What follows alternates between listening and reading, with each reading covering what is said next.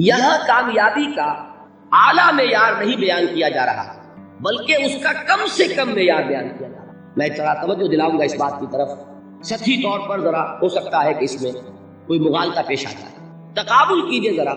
ایک سورۃ العصر ہے والعصر ان الانسان لفی خسر الا الذین آمنوا وعملوا الصالحات وتواصوا بالحق وتواصوا بالصبر. ایک سورۃ التین ہے والتین والزیتون وطور سینین وهذا البلد الامین لقد خلقنا الانسان فی احسن تقویم ثم رددناه اسفل سافلین الا الذین آمنوا وعملوا الصالحات فلهم اجر غیر ممنون. اب ان کا تقابل. سورۃ العصر یہ بتا رہی ہے کہ سب لوگ تباہی میں ہیں سوائے ان کے جو 4 شرطیں پوری کریں. سورۃ التین میں اول تو صرف 2 شرطیں بیان ہوئی، 2 بیان نہیں ہوئی. کام ہلکا ہو گیا نا، آسان ہو گیا. یہاں 4 ہے: ایمان، عمل صالح، تواصی بالحق، تواصی بالصبر. وہاں ہے ایمان اور عمل صالح صرف.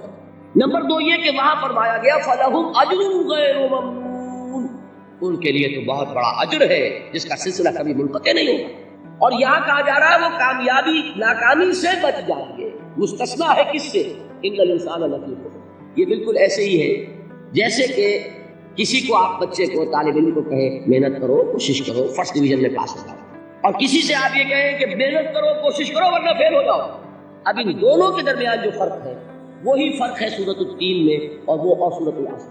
سورۃ العصر ناکامی سے استثناء کو بیان کر رہی ہے اور وہاں 4 شرطیں ہیں، اور سورۃ التین یہ اعلیٰ درجات کا بیان ہو رہا ہے، 2 شرطیں ہیں. اس کو قرآن مجید کی اصطلاحات سے بھی اللہ کرے کہ آپ واقف ہو جائیں. ایک کو ہم کہیں گے کہ ایک پر انذار کا رنگ ہے اور دوسرے پر تبشیر کا رنگ ہے. یہ 2 الفاظ بارہا آپ نے پڑھے ہو. سورہ بنی اسرائیل میں فرمایا حضور سے مخاطب ہو کر وَمَا أَرْسَلْنَاكَ إِلَّا مُبَشِّرًا وَنَذِيرًا، اے نبی ہم نے نہیں بھیجا آپ کو مگر بشارت دینے والا اور خبردار کرنے والا بنا کر. سورہ کہف میں جمع کے صیغے میں آیا وَمَا نُرْسِلُ الْمُرْسَلِينَ إِلَّا مُبَشِّرِينَ وَمُنذِرِينَ، ہم نہیں بھیجتے رہے اپنے رسولوں کو مگر مبشر اور نذیر بنا کر. حضور کے بارے میں فرمایا اِنَّا أَرْسَلْنَاكَ شَاهِدًا وَمُبَشِّرًا وَنَذِيرًا.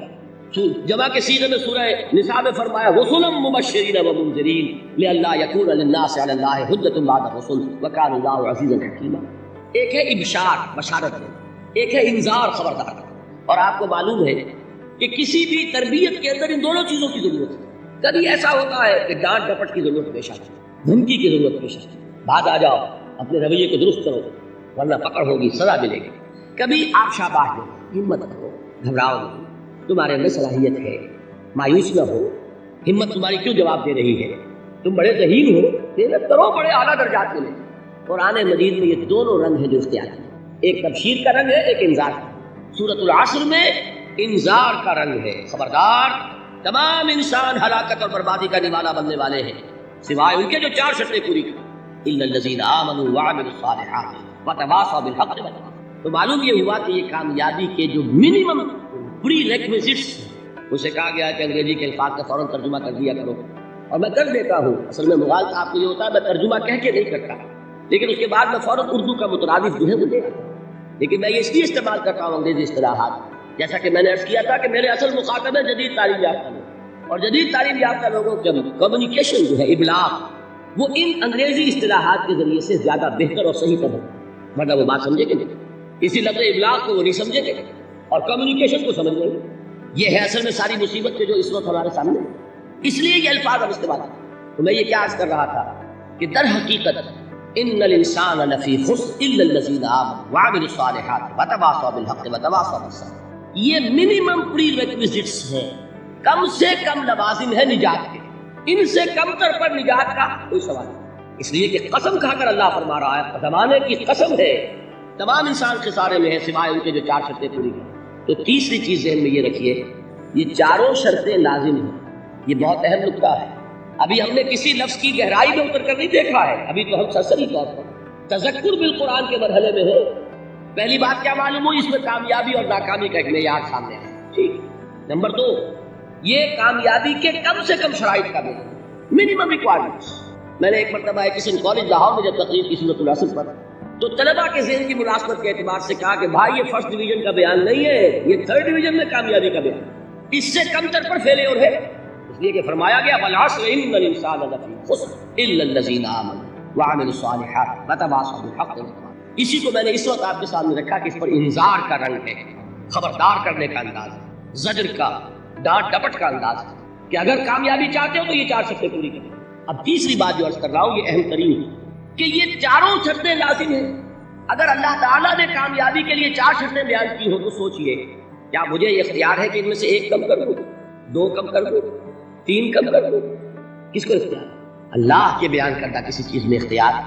یہ تو حضور سے کہا گیا تھا، سورہ یونس میں ہے، مطالبہ کیا مطالبہ کرنے والوں نے، ایت بقرآن غیر ھذا وبدل ہو، اے محمد صلی اللہ علیہ وسلم یہ قرآن بہت ریجڈ ہے، بہت سخت ہے، ان کمپرومائزنگ ہے، یہ کہیں بھی کوئی روح رعایت کرنے کو تیار نہیں ہے، تو ہمارا اور آپ کا معاملہ نہیں ہو سکتا اس قرآن میں۔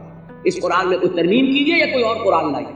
تو حضور سے کیا کہلوایا گیا؟ قل ما یکون لی ان ابدلہ من تلقاء نفسی ان اتبع الا ما یوحی الی۔